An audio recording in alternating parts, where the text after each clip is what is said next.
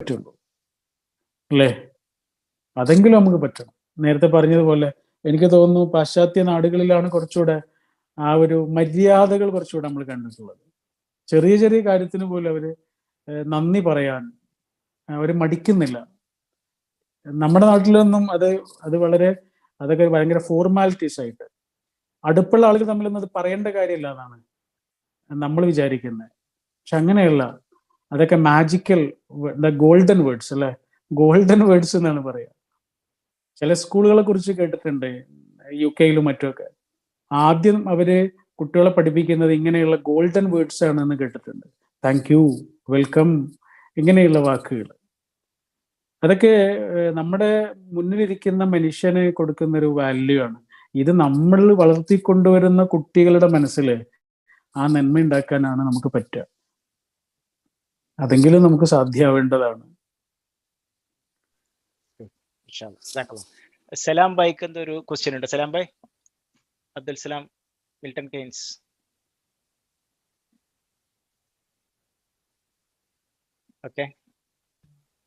Okay, thank you Gafoor ഭായ്. വളരെ സാധാരണ എക്സ്പെക്ട് ചെയ്ത പോലെ തന്നെ വളരെ രസകരമായുള്ള സ്പീച്ച് ആയിരുന്നു. ജസാക്കല്ലാഹ് ഖൈർ.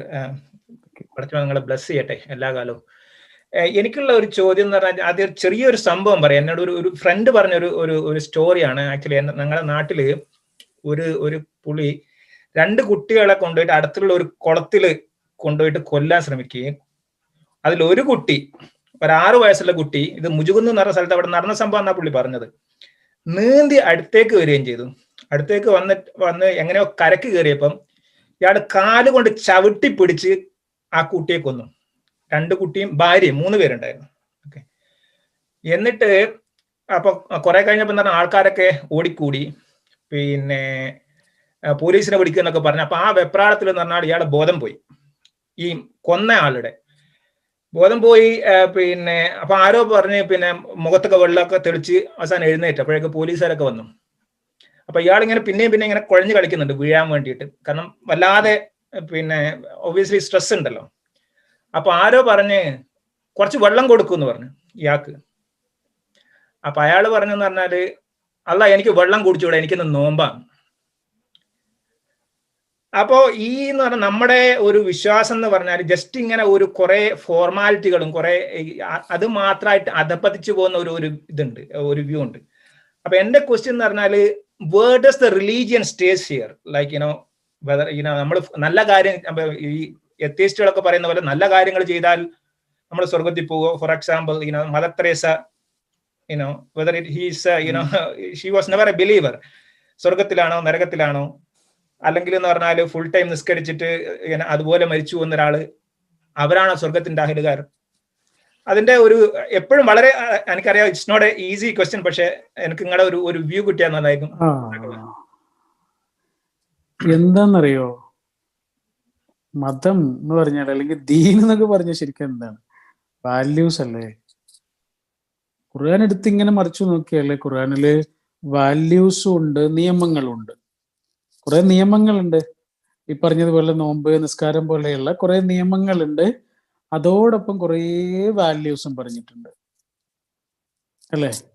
പക്ഷെ ഈ നിയമങ്ങൾ എവിടെയൊക്കെ ഉണ്ടോ അവിടെയൊക്കെ ആ നിയമങ്ങൾക്ക് റിഡക്ഷൻ ഉണ്ടാവും. എവിടെ നിങ്ങൾ നോക്കിക്കോളൂ, റിഡക്ഷൻ ഉണ്ടാവും. ഇപ്പൊ നിസ്കരിക്കുക എന്നുള്ളതിന് എന്തെല്ലാം റിഡക്ഷനാണ്. നിന്ന് നിസ്കരിക്കാൻ കഴിയൂലേ? എന്നാ ഇരുന്ന് നിസ്കരിച്ചോളൂ, കിടന്ന് നിസ്കരിച്ചോളൂ. യാത്രയിലാണെങ്കിൽ അങ്ങനെ യാത്രയിലായിരിക്കെ നിസ്കരിച്ചോളൂ. നോമ്പിനെ കുറിച്ച് പറഞ്ഞു തുടങ്ങുമ്പോ തന്നെ പറഞ്ഞത് എന്താണ്? നിങ്ങൾ യാത്രക്കാരാണെങ്കിൽ ഇപ്പൊ വേണ്ട കേട്ടോ, രോഗിയാണോ എന്നപ്പോ വേണ്ട കേട്ടോ, രോഗമൊക്കെ മാറിയിട്ട് മതി എന്നാണ് പറയുന്നത്. റിഡക്ഷൻ ആണ്. നിയമങ്ങൾക്കൊക്കെ റിഡക്ഷൻ ഉണ്ട്, എന്നാൽ വാല്യൂസിന് റിഡക്ഷൻ ഇല്ല. നിങ്ങളത് ശ്രദ്ധിച്ചു നോക്കിയിട്ടുണ്ടോ? വാല്യൂസിന് റിഡക്ഷൻ ഇല്ല. ഇപ്പൊ വയ്യാതെ കിടക്കുന്ന ഒരാള്, അയാള് നിന്ന് നിസ്കരിക്കേണ്ടതില്ല, അയാള് കിടന്നുകൊണ്ട് നിസ്കരിച്ചാൽ മതി. നിസ്കാരത്തിന് ഇളവുണ്ട്, പക്ഷേ കള്ളം പറയുന്നതിന് ഇളവില്ല. നോമ്പിന് റിഡക്ഷൻ ഉണ്ട്, പക്ഷെ ഒരാളെ പറ്റിക്കുന്നതിന് റിഡക്ഷൻ ഇല്ല. ഒരാളെ ചതിക്കുന്നതിന് റിഡക്ഷൻ ഇല്ല. ഞാൻ പറയുന്ന പോയിന്റ് നിങ്ങൾക്ക് മനസ്സിലാകുന്നുണ്ട് എന്നാണ് ഞാൻ വിചാരിക്കുന്നത്. അപ്പൊ ശരിക്കും എന്താണ് ദീൻ എന്ന് പറഞ്ഞാൽ, നമ്മൾ കൈ ഇങ്ങനെ കെട്ടുന്ന സമയത്ത് അത് നെഞ്ചിൽ കെട്ടണോ വയറിൽ കെട്ടണോ, ഇതൊക്കെ ഭയങ്കര തർക്കമാണ് നമ്മുടെ നാട്ടില്. എവിടെയാണ് കെട്ടേണ്ടത് എന്നുള്ളത്.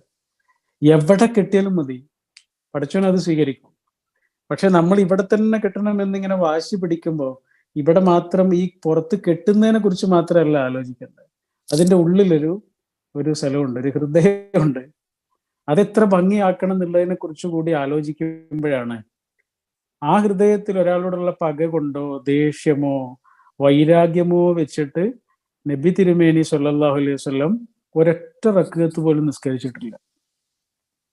കൈ എവിടെ കിട്ടിയാലും പഠിച്ചൊരു പ്രശ്നം ഉണ്ടാവില്ല. പക്ഷെ ഉള്ളിലെ ഹൃദയത്തിൽ ഒരു മനുഷ്യനോട് പകയോ വെറുപ്പോ ഒക്കെ ഉണ്ടായിട്ട് നിസ്കരിച്ചിട്ട് ആ നിസ്കാരം പഠിച്ചോൻ സ്വീകരിക്കാൻ സാധ്യതയില്ല. അപ്പൊ എന്താണ് ദീൻ എന്ന് പറഞ്ഞാല് പ്യൂർലി അത് വാല്യൂസ് ആണ്. വാല്യൂസ്, ഒരു മനുഷ്യന്റെ മുഖത്തുള്ള പുഞ്ചിരിയാണത്. ഒരാളുടെ ഉള്ളിലും മനുഷ്യരായ മനുഷ്യരോട് മുഴുവനുമുള്ള സ്നേഹമാണത്. പഠിച്ചവൻ അതാ വേണ്ടത്.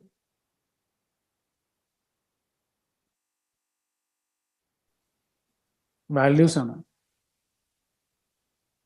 Thank you. നമുക്ക് അടുത്ത ക്വസ്റ്റ്യനിലേക്ക് പോവാം അല്ലേ? ഓക്കെ. നമുക്കൊരു സിസ്റ്റർ ഒരു ക്വസ്റ്റ്യൻ ഇട്ടിട്ടുണ്ട്. അസ്സലാമു അലൈക്കും. Though we feel empathetic to others, they might use our concern towards them or we might get cheated by them. So because of that particular incident, we might feel down and stop showing concern to others. What do you have to say to this? എന്നുള്ള ഒരു ഇതാണ്.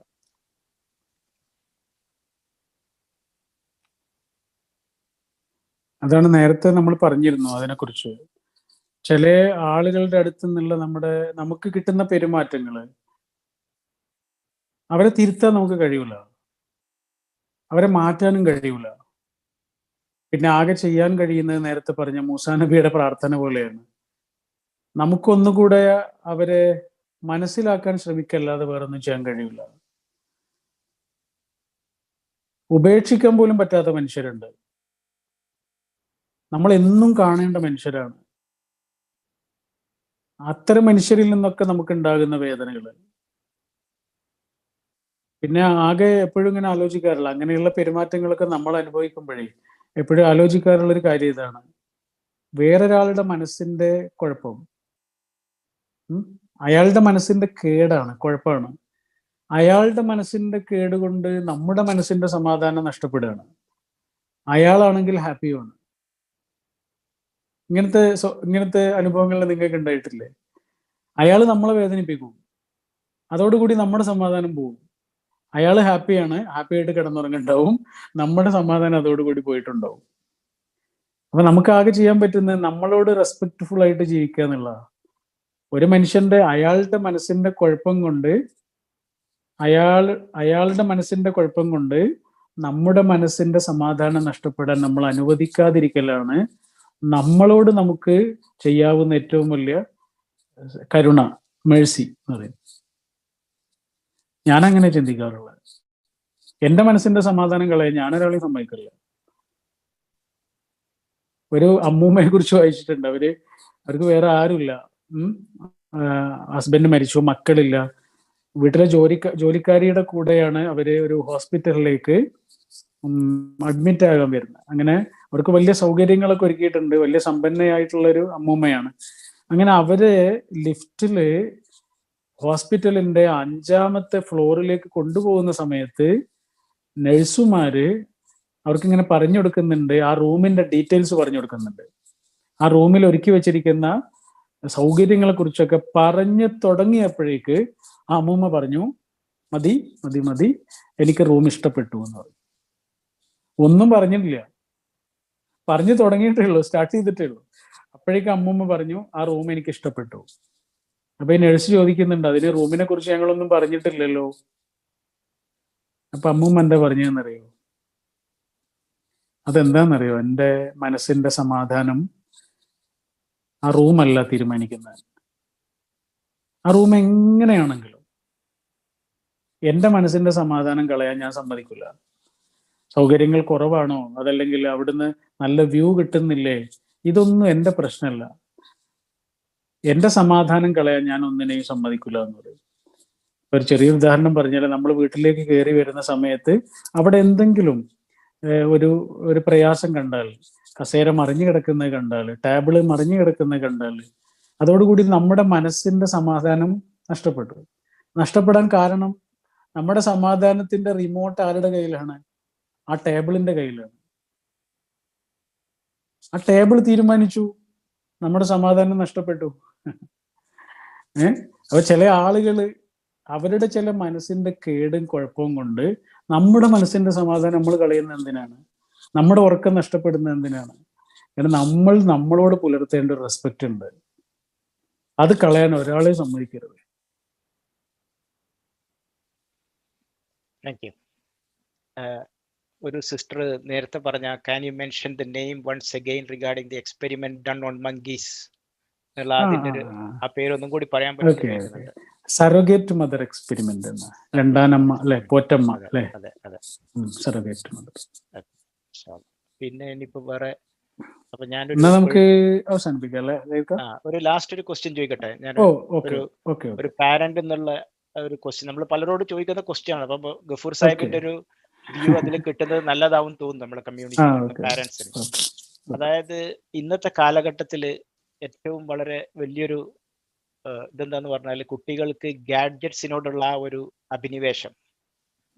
അപ്പം പാരന്റ്സിന്റെ കുട്ടികളോടുള്ള സ്നേഹം പലപ്പോഴും അത് കുട്ടികളുടെ ദോഷത്തിന് ഭവിക്കുന്ന രീതിയിൽ അവർ പറയുന്ന എന്തും വാങ്ങിക്കൊടുക്കേണ്ടി വരുന്ന ഘട്ടങ്ങൾ. അപ്പൊ എവിടെയെങ്കിലും ഒരു ബാലൻസിങ് ലൈൻ, എന്താണ് അതിനൊരു അതിർവരമ്പ് എന്നുള്ള ഒരു ഇതാണ്. അതിനെ പറ്റി എന്തെങ്കിലും ഒരു വ്യൂ പറയാമോ? നല്ലൊരു ചോദ്യമായിരുന്നു അത്. ഗാഡ്ജറ്റ് എന്ന് പറയുമ്പോൾ ഇന്നതൊരു കളിപ്പാട്ടം മാത്രം അല്ലാതായി തീർന്നല്ലോ. അപ്പൊ ഞാൻ ആലോചിക്കായിരുന്നു, നമ്മളൊക്കെ ഈ ഗാഡ്ജറ്റുകൾ കാണുന്നത് നമ്മുടെ 20ാമത്തെ വയസ്സിലോ, ഞാനൊക്കെ കാണുന്നത് അതിൻ്റെയൊക്കെ ശേഷമായിരിക്കും. ഞാൻ 82-ൽ ജനിച്ച ആളാണ്. എനിക്ക് തോന്നുന്നു ഞാൻ കോളേജിലൊക്കെ പഠിക്കുന്ന സമയമാകുമ്പോഴാണ് ഇതൊക്കെ വ്യാപകമായിട്ട് കാണുന്നത്. കമ്പ്യൂട്ടറൊക്കെ കാണുന്നത്, മൊബൈലൊക്കെ കാണുന്നത് പിന്നെയും എത്രയോ കഴിഞ്ഞിട്ടാണ്. പക്ഷെ നമ്മുടെ കുട്ടികൾ ഇതെന്നാ കാണുന്നത്? ഇപ്പൊ ഒരു കുട്ടി ജനിച്ചാൽ ആ കുട്ടിയുടെ മുഖത്തേക്ക് ആദ്യമായി വരുന്നത് മൊബൈലിന്റെ ഫ്ലാഷാണ്. അപ്പൊ നമുക്ക് അതിനോടുള്ളൊരു സമീപനമല്ല നമ്മുടെ കുട്ടികൾക്ക് എന്തായിരുന്നാലും. പിന്നെ ആകെ നമുക്ക് ചെയ്യാൻ പറ്റുന്ന കാര്യം എന്താണ്? അവരുടെ ഉള്ളില്, അവരുടെ കയ്യിലുള്ളത് എന്താണോ അത് അവരുടെ ഉള്ളിലുള്ള മനുഷ്യനെ വളർത്താൻ, മനുഷ്യനെ കുറച്ചുകൂടെ ഭംഗിയുള്ളതാക്കി മാറ്റാൻ അതെങ്ങനെയൊക്കെ ഉപയോഗിക്കാം എന്നവർക്ക് പഠിപ്പിച്ചു കൊടുക്കുക മാത്രമേ നമുക്ക് ചെയ്യാൻ പറ്റുള്ളൂ. ഇപ്പോ ഞാനൊരാളുടെ കഥ വായിച്ചിട്ടുണ്ട്. അയാളുടെ അച്ഛനും അമ്മയും യൂണിവേഴ്സിറ്റിയിൽ പഠിച്ചുകൊണ്ടിരിക്കുന്ന സമയത്ത് പ്രണയിച്ച്, ആ പ്രണയത്തിനിടയിൽ അവൾ ഗർഭിണിയായി, അവർക്കൊരു കുട്ടി ഉണ്ടായി. ആ കുട്ടിയെ അവർക്ക് നോക്കാൻ കഴിയില്ല. ആ കുട്ടിയെ ഒരു കുടുംബത്തിന് അവര് വിറ്റ് കളഞ്ഞു, പത്രത്തിൽ പരസ്യം ചെയ്തിട്ട് കൊടുത്തു കളഞ്ഞു. ആ കുടുംബമാണ് ആ കുട്ടിയെ പിന്നെ അഡോപ്റ്റ് ചെയ്തിട്ട് സംരക്ഷിക്കുന്നത്. ആ കുട്ടിക്ക് അത്ര നല്ല കൗമാരവും ഒന്നും അല്ല കിട്ടിയത്, പട്ടിണിയായിരുന്നു പല ദിവസങ്ങളിലും. ആ കുട്ടിക്ക് ആകെ സുലഭമായി കിട്ടിയ ഭക്ഷണം ആപ്പിൾ ആയിരുന്നു. ആ ആപ്പിൾ കഴിച്ചിട്ടാണ് പലപ്പോഴും എത്രയോ ദിവസങ്ങളിൽ അവന് ജീവിച്ചത്. കുറെ കാലം കഴിഞ്ഞ് അവന്റെ ബുദ്ധിവികാസം പ്രാപിച്ച സമയത്ത് അവന് പുതിയ സ്വപ്നങ്ങൾ ഉണ്ടാകുന്നു. ആ സ്വപ്നങ്ങൾ വലിയ കണ്ടുപിടുത്തങ്ങളിലേക്ക് അവൻ എത്തിക്കുന്നു. അവൻ ഇപ്പറഞ്ഞതുപോലെ ഗാഡ്ജറ്റുകൾ കണ്ടുപിടിക്കുന്നു. ആ ഗാഡ്ജറ്റുകളുടെ ഒക്കെയും പിറകില് അവനൊരു ചിത്രം പതിച്ചു വെച്ചു. ആ ചിത്രം മറ്റൊന്നും ആയിരുന്നില്ല, പട്ടിണിയുടെ കാലത്ത് അവന് ആശ്വാസമായ ആപ്പിളിന്റെ ഒരു ചിഹ്നമായിരുന്നു. സ്റ്റീവ് ജോബ്സ് എന്നാണ് ആ കുട്ടിയുടെ പേര്. ഐഫോൺ വേണമെന്ന് പറഞ്ഞ് കരയുന്ന നമ്മുടെ കുട്ടിയോട് ആദ്യം ഈ കഥ പറഞ്ഞു കൊടുക്കണം.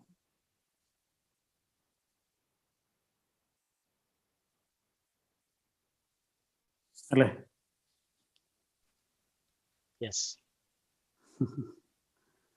അവന്റെ ഉള്ളിലെ സ്വപ്നങ്ങളെയും അവന്റെ ഉള്ളിലെ ഭാവനയെയും അവന്റെ ഉള്ളിലെ മനുഷ്യനെയും ഒക്കെ വളർത്തി വലുതാക്കാൻ, അതിനാണ് കയ്യിലുള്ള ഗാഡ്ജറ്റ് ഉപയോഗിക്കേണ്ടത് എന്നെങ്കിലാണ് നമുക്ക് പറഞ്ഞു കൊടുക്കാൻ കഴിയുന്നത്.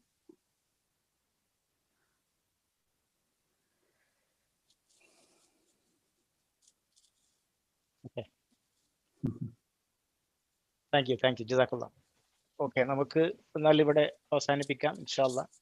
ഞാൻ നമുക്ക് വീണ്ടും ഇൻഷാല്ലാ മറ്റൊരിക്കലും നമുക്ക് വീണ്ടും കൂടിച്ചേരാം. ഇൻഷാല്ലാ എന്തായാലും എനിക്ക് ഡെഫിനറ്റ്ലി വലിയ സന്തോഷമായി. ഇത്രയും സമയം ഞാൻ വളരെ ഫ്രീ ആയിരുന്നു.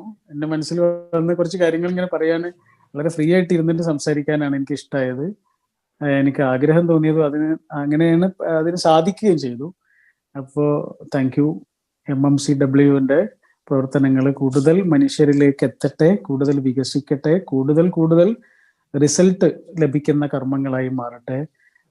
സൂറത്ത് യാസീനിൽ ഒരു ആയത്തുണ്ട്, നിങ്ങൾ എപ്പോഴും ഓർക്കേണ്ട ആയത്താണ്. പഠിച്ചവൻ പറയുന്നുണ്ട്, വനക്തുബു മാ ഖദ്ദമു വ ആസാറഹും. വല്ലാത്തൊരു പ്രാർത്ഥനയാണ്. വനക്തുബു മാ ഖദ്ദമു വ ആസാറഹും. അവർ ചെയ്തു വെച്ച കാര്യങ്ങളൊക്കെ നമ്മൾ എഴുതി വെക്കുന്നുണ്ട്. അതാണ് അതിന്റെ ഒന്നാമത്തെ അർത്ഥം. വനക്തുബു മാ ഖദ്ദമു. അവർ ചെയ്തു വെക്കുന്ന എല്ലാ കാര്യങ്ങളും നാം എഴുതി വെക്കുന്നുണ്ട്. അത് നമുക്കും കഴിയും. നമ്മൾ ചെയ്യുന്ന എല്ലാ കാര്യങ്ങളും എഴുതി വെക്കാൻ നമ്മളെ കൊണ്ടും പറ്റും. പക്ഷെ പിന്നെ പറഞ്ഞത് എന്താണെന്നറിയോ? വ ആസാറഹും. അവർ ചെയ്തു വെച്ച കാര്യങ്ങൾ കൊണ്ട് പിന്നെ എന്ത് സംഭവിച്ചു, അതുകൊണ്ടൊക്കെ എന്ത് റിസൾട്ട് ഉണ്ടായി, അതും നമ്മുടെ രേഖയിലുണ്ട്. അത് നമ്മുടെ രേഖയിൽ, നമ്മുടെ മനുഷ്യന്മാരുടെ രേഖയിൽ അതില്ല. അല്ലേ? നിങ്ങൾ ആലോചിച്ച് നോക്കൂ, നമ്മളൊരാൾക്കൊരു പുസ്തകം കൊടുക്കുന്നു, നമ്മൾക്ക് അത് കൊടുത്തത് മാത്രമേ അറിയുള്ളൂ. പക്ഷെ പിന്നെ അതുകൊണ്ട് എന്ത് സംഭവിച്ചു നമുക്ക് അറിയില്ല. നമ്മൾ കൊടുത്തത് ആർക്കാണോ അയാളാവില്ല ചിലപ്പോൾ അത് വായിച്ചിട്ടുണ്ടാവുക. അയാൾ വീട്ടിൽ കൊണ്ടുപോയിട്ട് ഏതെങ്കിലും ഒരു കാലത്ത് ആ വീട്ടിലേക്ക് വന്ന മനുഷ്യനായിരിക്കും അത് വായിച്ചിട്ടുണ്ടാവുക. അതാണ് ആധാർ എന്ന് പറയുന്നത്. റിസൾട്ട് നമുക്ക് ചെയ്യാനേ കഴിയുള്ളൂ, റിസൾട്ട് ഉണ്ടാക്കാൻ നമുക്ക് കഴിയില്ല. അത് പഠിച്ചോന്ന് തന്നെ വിചാരിക്കണം. അതുകൊണ്ട് എപ്പോഴും നമ്മുടെ മനസ്സിൽ ആ പ്രാർത്ഥന ഉണ്ടാവണം, പഠിച്ചോനെ ഞങ്ങൾക്ക് ചെയ്യാൻ കഴിയുന്നത് കുഞ്ഞു കുഞ്ഞു കാര്യങ്ങളാണ്, പക്ഷെ ഇതിന് വലിയ റിസൾട്ടുകൾ നീ ഉണ്ടാക്കി തരണേ. അങ്ങനെ വലിയ റിസൾട്ടുകളുള്ള കർമ്മങ്ങൾ ചെയ്യാൻ MMCWന്റെ കരുത്തുറ്റ നേതൃത്വത്തിന് സാധിക്കട്ടെ എന്ന് പ്രാർത്ഥിച്ചുകൊണ്ട് എല്ലാവർക്കും നന്മ നേർന്നുകൊണ്ട് വാക്കുകൾ അവസാനിപ്പിക്കുന്നു. അസ്സലാമു അലൈക്കും. വളരെ നല്ല വാക്ക്. നമ്മുടെ ചെയർമാൻ ഷെരീഫ് കണ്ടോ ഇവിടെ? ഷെരീഫ് നമ്മളെ ചെയർമാൻ ഒന്ന് പരിചയപ്പെടുത്താൻ വേണ്ടി.